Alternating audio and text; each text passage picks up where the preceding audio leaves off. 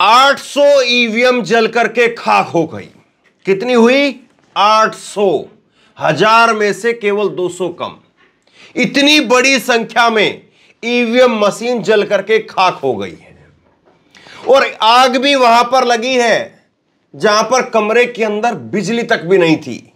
यानी short circuit होने का भी कहीं से कोई चांस नहीं बनता है। ऐसे स्थान पर, ऐसी जगह के अंदर आग लग गई और 1 2 नहीं, 10 20 नहीं, 150 नहीं, 800 ईवीएम जल करके खाक हो गई।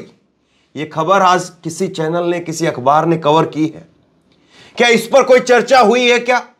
इतनी बड़ी संख्या में ईवीएम मशीन जल करके खाक हो जाएं और इसको लेकर के बाकायदा वहां पर सिटी मजिस्ट्रेट का बयान आया है। मैं आपको आगे बताऊंगा सिटी मजिस्ट्रेट क्या कुछ इस पर कह रहे हैं। लेकिन इस खबर पर क्या किसी चैनल पर चर्चा हुई है? आज की खबर मैं आपको बता रहा हूं, ये आज की, पुरानी खबर नहीं, आज की खबर। लेकिन इतनी बड़ी खबर के ऊपर चर्चा नहीं। और कल ही इंडिया गठबंधन ने एक प्रस्ताव पास किया था जिसमें कहा था कि हम ये प्रस्ताव पास करते हैं कि ईवीएम के अंदर वीवीपैट जो मशीन लगाई जाती है, उस वीवीपैट मशीन की पर्चियां हमें दी जाए और उस पर्चियों का मिलान फिर बाद में किया जाए। वो पर्चियां अलग से एक बॉक्स में डाली जाए। वो आपको मैं दोबारा पढ़ करके सुनाऊंगा।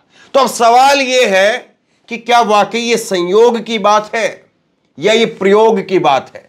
कल इंडिया गठबंधन का बैठक करके ये कहना कि हम ईवीएम मशीन के ऊपर पूरा भरोसा नहीं करते हैं, ईवीएम मशीन के साथ में कुछ गड़बड़ी हो सकती है और ईवीएम मशीन के साथ में जो वीवीपैट मशीन लगाई जाती है वो पर्ची वोटर को दी जाए और उन पर्चियों का मिलान किया जाए, तब पता चलेगा कि ये ईवीएम मशीन फर्जी है या असली है।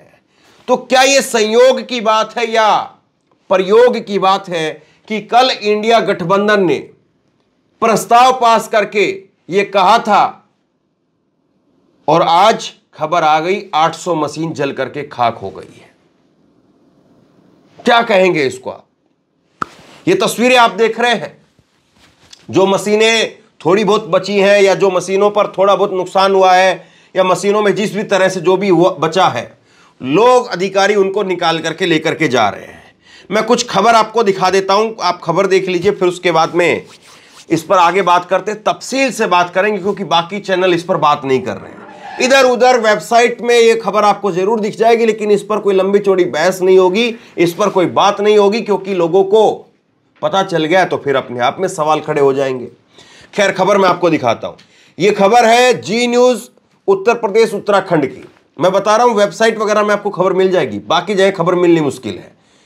खबर में लिखा है कि फर्रुखाबाद, उत्तर प्रदेश से आती है खबर। फर्रुखाबाद में निर्वाचन कार्यालय में लगी भीषण आग, 800 ईवीएम जल करके खाक हो गई है। कितनी? 800। बहुत बड़ी संख्या है साहब। जहां पर 800 मशीनें रखी गई होंगी तो वहां पर सुरक्षा की क्या व्यवस्था की गई होगी, सोचिए जरा।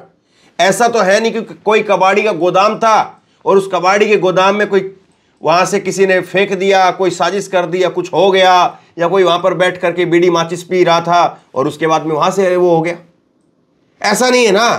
वहां पर 800 मशीनें रखी हुई थी। ये निर्वाचन कार्यालय फर्रुखाबाद का, निर्वाचन कार्यालय के अंदर 800 मशीनें रखी हुई थी और उस कार्यालय में जहां पर ये मशीनें रखी हुई थी वहां पर बिजली ही नहीं है। टॉर्च लगा करके काम किया जाता है क्योंकि शॉर्ट सर्किट का डर रहता है, इसलिए एहतियात के तौर पर वहां पर बिजली नहीं है। लेकिन वहां पर भी आग लग गई।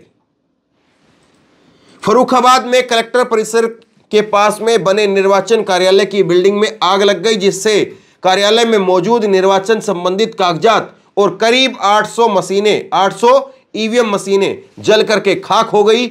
आग लगने की वजह शॉर्ट सर्किट बताया जा रहा है, जबकि आगे मैं आपको बताता हूं। ये जी न्यूज की खबर में शॉर्ट सर्किट लिखा है, लेकिन जो सिटी मजिस्ट्रेट का बयान है वो आपको मैं बताता हूं। सिटी मजिस्ट्रेट कह रहे हैं कि यहां पर बिजली नहीं है, आगे दिखाऊंगा मैं आपको। खैर, मैं आपको पहले खबर दिखा देता हूं। आज ही की एक और खबर देख लीजिए। फर्रुखाबाद निर्वाचन कार्यालय के ईवीएम मशीन गोदाम में लगी आग, टॉर्च जलाकर करते थे कर्मचारी काम। आ गई बात सामने। टॉर्च जला करके वहां पर कर्मचारी काम करते थे। फर्रुखाबाद के निर्वाचन कार्यालय में ईवीएम मशीन के गोदाम में आग लग गई है। भाई छोटे से छोटा गोदाम भी होता है, उसकी व्यवस्था देखी जाती है। किसी चीज का गोदाम होता है, वहां पर 4 चौकीदार कम से कम मिलेंगे ही मिलेंगे। और एक ईवीएम मशीन की कीमत आप देख लीजिए, और 800 ईवीएम की कितनी कीमत होगी, और 800 तो जल करके खाक हुई है ये बताया जा रहा है। वहां पर ना जाने कितनी रखी होंगी, क्योंकि आग लगी है वहां पर, तो हो सकता है कि किसी 2 कमरे में ज्यादा नुकसान हुआ हो, 3 में ज्यादा नुकसान हुआ हो, या एक फ्लोर पे ज्यादा नुकसान हुआ हो, दूसरे पे ज्यादा नुकसान हुआ हो। वहां पर तो पता नहीं कहां पर कितनी क्या क्या चीजें होंगी। खैर मैं आपको खबर दिखाता हूं, आप ये खबर देखिए। और इस खबर में सबसे पहले अखिलेश यादव इसको लेकर के ट्वीट कर रहे हैं। अखिलेश यादव का ट्वीट आप देखिए। अखिलेश यादव ट्वीट करके कह रहे हैं कि समाचार, फर्रुखाबाद में 800 ईवीएम जली, बिना शॉर्ट सर्किट के लगी आग से शक का धुआं उठ रहा है। अब बताइए, शक नहीं होगा तो क्या होगा? जिस कमरे में बिजली नहीं है उस कमरे में बिना शॉर्ट सर्किट के आग लग गई। किसने आग लगा दी? कैसे आग लग गई? ये सवाल उठेंगे या नहीं उठेंगे? सतीश चंद्र जो कि सिटी मजिस्ट्रेट हैं, क्या कह रहे हैं उनका बयान सुन लीजिए। छोड़ दीजिए सारी खबरों को, सब कुछ छोड़ दीजिए, आप सिटी मजिस्ट्रेट का बयान सुनिए और इसको आप अंतिम सत्य कम से कम अभी के लिए मान लीजिए। बाकी जो सवाल है वो तो है ही। फर्रुखाबाद निर्वाचन कार्यालय में ईवीएम मशीन वाले गोदाम में आग लग गई। आग अज्ञात कारणों से लगी है, मतलब कारण पता नहीं अभी तक। अज्ञात का मतलब यह कि पता नहीं है कैसे लगी है, अज्ञात कारणों से लगी है। निर्वाचन कार्यालय के कर्मियों ने बताया कि शॉर्ट सर्किट से आग नहीं लग सकती है क्योंकि कार्यालय में लाइट नहीं है। अब जी न्यूज की जो खबर थी उसमें क्या था? शॉर्ट सर्किट से आग लगी है। अब यहां पर क्या है? सतीश चंद्र जो कि सिटी मजिस्ट्रेट हैं, वो इस बात को कह रहे हैं ना कि वहां पर जो है वो आग लग ही नहीं सकती है, शॉर्ट सर्किट हो ही नहीं सकता है क्योंकि कार्यालय में लाइट ही नहीं है। कर्मचारी मोबाइल और टॉर्च जला करके काम करते हैं। इस कार्यालय में 800 CUBU मशीन रखी थी, सबको बाहर निकाल करके गिनती शुरू कर दी गई है। इसके साथ ही आगे की जांच पड़ताल जारी है। अब सिटी मजिस्ट्रेट के बयान को तो आप क्या कहेंगे? सिटी मजिस्ट्रेट का बयान तो कम से कम नपतुला होगा। सिटी मजिस्ट्रेट का बयान तो कम से कम तथ्यों के साथ में होगा। जब सिटी मजिस्ट्रेट खुद इस बात को कह रहे हैं कि टॉर्च जला करके वहां पर काम होता था, मोबाइल की टॉर्च जला करके इस तरह से वहां पर जो है काम होता था, तो आग लग कैसे गई? कोई वहां पर सिलेंडर फटा नहीं, कोई वहां पर ऐसा नहीं था कि कहीं पर जो है वो खाने पीने का सामान बना रहे थे, कोई सिलेंडर फट गया हो, या कहीं पर जो है वो शॉर्ट सर्किट से आग लग गई हो। और सर्दी के दिन वैसे हैं, सर्दी के दिन वैसे, सर्दी के दिनों में, गर्मियों के दिनों में कई बार अक्सर होता है कि कहीं से जो है वो कुछ उड़ करके आ गया, उसमें आग लगी हुई थी और उसने फिर आग लगा दी। कई बार हो जाता है ऐसा। तो सर्दी में तो वैसे ही सब कुछ सीलन भरा रहता है, तो जब सर्दी में सब कुछ सीलन भरा रहता है, ओस पड़ती है, तो ऐसे में फिर जो है वो कैसे आग लग गई साहब? अब इतना सा सवाल क्या ही कहीं अब इसके आगे। इंडिया गठबंधन कल इसी बात को लेकर के सवाल उठा रहा था, और इंडिया गठबंधन की तरफ से इसी बात को लेकर के सवाल उठाते हुए जो है वो मोदी सरकार से और चुनाव आयोग से, दोनों से जो है वो कहा कि हम जो है वो चाहते हैं कि ईवीएम को लेकर के अब कॉन्क्रीट तरीके से काम हो और चुनाव आयोग वीवीपैट की जो पर्चियां हैं उनको मिलाए। एक बार जरा देखिए आप, ये चुनाव आयोग ने जो है वो अपनी कल की इंडिया बैठक के अंदर प्रस्ताव जारी किया है। और क्या है इस प्रस्ताव के अंदर? इंडिया गठबंधन की तरफ से ये बैठक में प्रस्ताव जारी किया गया, और इस प्रस्ताव के अंदर जो है वो कहा गया है, कल की 19 तारीख का ये प्रस्ताव है कि इंडिया की सभी पार्टियों ने ईवीएम के डिजाइन और संचालन से जुड़े कई महत्वपूर्ण सवालों को लेकर के चुनाव आयोग को एक विस्तृत ज्ञापन सौंपा है। दुर्भाग्य से चुनाव आयोग ने इस ज्ञापन पर इंडिया के प्रतिनिधि मंडल से मिलने में रुचि नहीं दिखाई है। मतलब इंडिया गठबंधन की सारी पार्टियां इकट्ठी होकर के कह रही है कि ये जो ईवीएम मशीन है, इसके काम करने का तरीका, इसका जो डिजाइन है, उसको लेकर के हमें डाउट है, उसको लेकर के हमें पूरा विश्वास नहीं है, और हम आपसे मिलना चाहते हैं। लेकिन चुनाव आयोग इंडिया गठबंधन की पार्टियों को समय नहीं दे रहा है। आगे सुनिए, इंडिया की पार्टियां दोहराती है कि ईवीएम की कार्यप्रणाली की पवित्रता पर कई तरह के संदेह हैं। इन्हें कई विशेषज्ञ और प्रोफेशनल्स ने भी उठाया है। मतलब इंडिया गठबंधन की तरफ से कल यह कहा गया कि जिस तरह से ईवीएम काम करती है उसमें कई सारे डाउट है, और ये डाउट केवल हमारे नहीं है बल्कि कई सारे एक्सपर्ट जो ईवीएम को जानते हैं, ईवीएम मशीन किस तरह से काम करती है, किस तरह से उसका फंक्शन है, इस बात को जानते हैं, वो भी ईवीएम को लेकर के सवाल खड़े कर रहे हैं। हमारा सुझाव बेहद सरल और स्पष्ट है। वीवीपैट पर्ची को बॉक्स में गिराने की बजाय इसे मतदाता को सौंप दिया जाना चाहिए। मतदाता अपने द्वारा चुने हुए विकल्प को सत्यापित करने के बाद इसे एक अलग से मतपेटी में रखेगा। इसके बाद में वीवीपैट पर्चियों की 100% गणना की जानी चाहिए। विपक्ष क्या मांग कर रहा है? अब विपक्ष कह रहा है कि ईवीएम मशीन में बटन हम दबाएंगे, बटन दबाएंगे, वहां से पर्ची निकलेगी, पर्ची निकलेगी, पर्ची को आदमी देखेगा कि मैंने सपा को वोट दिया तो सपा की पर्ची निकली, कांग्रेस को वोट दिया तो कांग्रेस की पर्ची निकली, या फिर बीजेपी को वोट दिया तो बीजेपी की पर्ची निकली। वो पर्ची अपने हाथ में लेगा, अपने हाथ से दूसरे बक्से में डालेगा। क्योंकि अभी क्या होता है, पर्ची निकलती जरूर है लेकिन वो पर्ची वहीं पड़ जाती है, वो पर्ची वहीं गिर जाती है। और इसी को लेकर के सवाल है। सवाल इसी बात को लेकर के है कि वो पर्ची गिरती तो है लेकिन क्या वो पर्ची सही भी है? और हम चाहते हैं कि वो जो पर्चियां फिर आदमी अपने हाथ से एक बॉक्स में डालेगा उस पर फिर पूर्णता जो है वो 100% उन पर्चियों की भी गिनती होनी चाहिए और ईवीएम की भी गिनती होनी चाहिए। तो बताइए, इसमें क्या कोई ऐसी मांग है जो ऐसा लगता है कि गैर जरूरी है? अगर आपकी ईवीएम मशीन में कोई दिक्कत नहीं है तो चुनाव आयोग को उन पर्चियों को गिनने में क्या दिक्कत है? क्यों नहीं उन पर्चियों की गिनती हो जाए और पर्चियों की गिनती होकर के और बता दिया जाए ईवीएम में भी 7000 वोट है और पर्चियों में भी 7000 वोट है। ईवीएम में 7000 वोट है और पर्ची में 3000 है, तब तो गड़बड़ है, पता चल जाएगा फिर ईवीएम जो है गलत बोल रही है। या ईवीएम में 7000 वोट है और पर्ची 10,000 की निकल रही है, तब भी फिर पता चल जाएगा गड़बड़ है। तो ऐसे पता तो चलेगा ना, क्रॉस चेक हो जाएगा। अब तो ईवीएम जो बोल रही है वही आदमी सच मान रहे हैं। अब वो ईवीएम सही है, गलत है, कुछ हो रहा है, कुछ नहीं हो रहा है, इसको लेकर के विपक्षी पार्टियों के अंदर डाउट है, उनको संदेह है। और वो कह रहे हैं कि ऐसा होने से स्वतंत्र और निष्पक्ष चुनाव में लोगों का पूर्ण रूप से विश्वास बहाल होगा। अब विश्वास क्यों नहीं है, मैं आपको कुछ खबरें दिखाता हूं। विश्वास किस लिए जो है वो डगमगाता है, ये खबर कुछ आप देखिए, फिर इससे आपको बहुत कुछ तस्वीर जो है साफ हो जाएगी। खबर आप देखिए, 30 नवंबर 2023 की खबर है। राजस्थान में 25 तारीख को चुनाव हुए, 25 तारीख को वोटिंग हुई और 25 तारीख की वोटिंग के बाद 30 नवंबर को एबीपी न्यूज की खबर है, अभी भी मौजूद है, आप गूगल पर खुद जाकर के देखिए। खबर में लिखा है, मतदान के बाद जोधपुर में हुई बड़ी गड़बड़ी, वोटिंग के अगले दिन गायब है ईवीएम का कंट्रोलर। इसी साल अभी जो है वो 5-10 दिन पहले, अभी जो है वो आज कितना 20 तारीख हो गई है, तो 20 दिन पहले जो है वो ये खबर है। और उससे 5 दिन पहले राजस्थान में वोटिंग हुई थी। राजस्थान में शायद बीजेपी को भी नहीं अंदाजा रहा होगा कि इतनी सीटें आ जाएंगी, वसुंधरा राजे को इस बात का अंदाजा नहीं रहा होगा कि इतनी सीटें आ जाएंगी, और इसको लेकर के अब सवाल उठ रहे हैं। और यह खबर बता रही है कि मतदान के दौरान जोधपुर में एक बड़ी गड़बड़ी हुई, वोटिंग के अगले दिन ही गायब हो गए ईवीएम का कंट्रोलर। अब दूसरी खबर देखिए, पत्रिका की खबर है और यह खबर बता रही है, अभी इसी साल के चुनाव की खबर है, क्या चोरी हुई ईवीएम कंट्रोल यूनिट से पड़ेगा मतगणना पर असर? पूरी डिटेल आप देखिए। तो ये सारी खबरें, एक इंडिया टीवी ने भी इसी को लेकर के खबर की है, चुनाव रिजल्ट आने से पहले जोधपुर में ईवीएम गायब, प्रशासन की फूले सांसें, सेक्टर ऑफिसर सस्पेंड। अब कार्रवाई किस लिए हुई? क्योंकि चूक हुई थी वहां पर।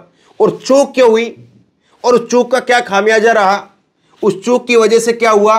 और क्या केवल यही एक घटना थी जो पकड़ी गई, या इस तरह से और भी बहुत सारी घटनाएं हुई थी जो पकड़ में नहीं आई?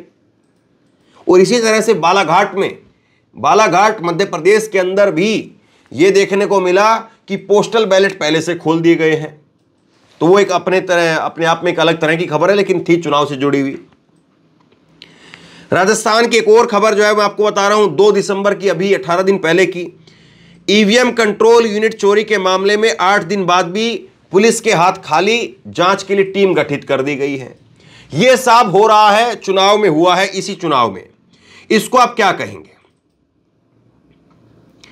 और इसीलिए बार बार जो सवाल खड़े होते हैं। अखिलेश यादव, समाजवादी पार्टी के नेता अखिलेश यादव, उनका बयान जो है मैं आपको सुनाता हूं, वो उनका बयान आप सुनिए। और अखिलेश यादव जो है वो खुद इस बात को कह रहे हैं कि आप जब डेवलप्ड कंट्री बनने की बात करते हैं तो जो डेवलप्ड कंट्री तरीका अपना रही है वो तरीका आप क्यों नहीं अपनाते हैं? जर्मनी में, ऑस्ट्रेलिया में, जापान में ईवीएम को लेकर के जिस तरह से प्रणाली अपनाई गई है उसको आप क्यों नहीं अपना रहे हैं? ये जो है ये बयान अखिलेश यादव का, पूरा बयान मैं आपको बताता हूं। अगर आप डेवलप्ड कंट्री बनना चाहते हो तो डेवलप्ड कंट्री में वोट डालने की जो व्यवस्था है उसको क्यों नहीं अपनाते हो? अमेरिका जैसा देश जो अर्थव्यवस्था में ताकतवर है वो महीनों बैलेट से वोट डलवाता है। जापान जैसा देश बैलेट से वोट डलवाता है। जर्मनी के कोर्ट ने पाबंदी लगाई है ईवीएम से वोट पड़ेगा तो यह अनकॉन्स्टिट्यूशनल है। और यहां पर हम टेक्नोलॉजी के लिहाज से अगर देखें तो भारत काफी पीछे है अभी अमेरिका से, जापान से, जर्मनी से, टेक्नोलॉजी के हिसाब से मैं बात कर रहा हूं। और भारत में जो है वो ईवीएम को लेकर के इतने सारे सवाल है, उसके बावजूद ईवीएम से ही वोटिंग होती है। अब सुनिए जरा अखिलेश यादव क्या कह रहे हैं।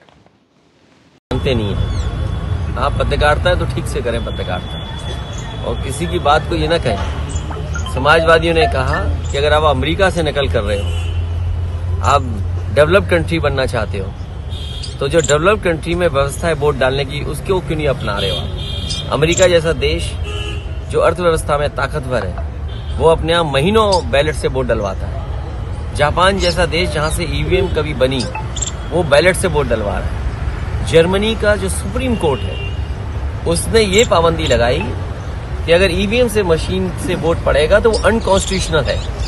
ये तीनों बातें जो मैंने कही हैं, इन तीनों बातों पर आप खुद विश्लेषण करिए। और भारत सरकार ये कह रही है कि हम दुनिया में सबसे ताकतवर देश बनने जा रहे हैं और बनना चाहते हैं। तो क्या अविश्वास के साथ आप ताकतवर बनना चाहते हैं? जनता को विश्वास हो और सीक्रेट बैलेट, आज तो ये पता लग जाता है इस गांव में, इस मजरे में वोट किसको मिलने वाला है, किसको पड़ने वाला है। ये सीक्रेट बैलेट कहाँ है वोटिंग? इसलिए समाजवादियों का मानना, मैं आज फिर कहता हूं आपसे, मैं जनता से अपील करूंगा कि समाजवादियों को जिताइए, बीजेपी को हटाइए। बीजेपी के हटने से ईवीएम भी हटेगी। इंडिया गठबंधन में समाजवादियों का प्रस्ताव होगा और जनता से अपील होगी उसके माध्यम से कि देश में ईवीएम हटे, बीजेपी हटेगी तो उससे ईवीएम हट जाएगी। अब बताइए क्या आखिरकार विपक्ष को या चुनाव आयोग को रोक रहा है कि वो इंडिया गठबंधन की कम से कम इस डिमांड को मान ले, इस मांग को मान ले कि हम तैयार हैं, जो वीवीपैट की पर्ची निकलेगी उसको वोटर को दे दिया जाएगा, वोटर उसको एक अलग बक्से में डालेगा, उस पर्ची को गिना जाएगा और ईवीएम को गिना जाएगा, दोनों को मिलाकर के चुनाव के नतीजे बता दिए जाएंगे। इसमें क्या दिक्कत है? और इस बीच में जब ऐसी खबरों को लेकर के जब खुद इंडिया गठबंधन इस बात को कह रहा है कि हमारी बात सुनी नहीं जा रही है, हम जो कह रहे हैं उस पर विचार नहीं हो रहा है, हमको समय नहीं दिया जा रहा है, तो क्यों चुनाव आयोग आखिरकार समय नहीं दे रहा है? जब विपक्षी पार्टियां सारी इस मुद्दे पर आकर के एकजुट हो गई हैं, और मुझे नहीं लगता कि जो पार्टियां इस गठबंधन में नहीं हैं, जैसे कि मायावती जी वो इस गठबंधन में नहीं है लेकिन वो भी ईवीएम को लेकर के सवाल खड़े करती हैं, बीआरएस इस गठबंधन का हिस्सा नहीं है लेकिन वो भी ईवीएम को लेकर के सवाल खड़े करते हैं।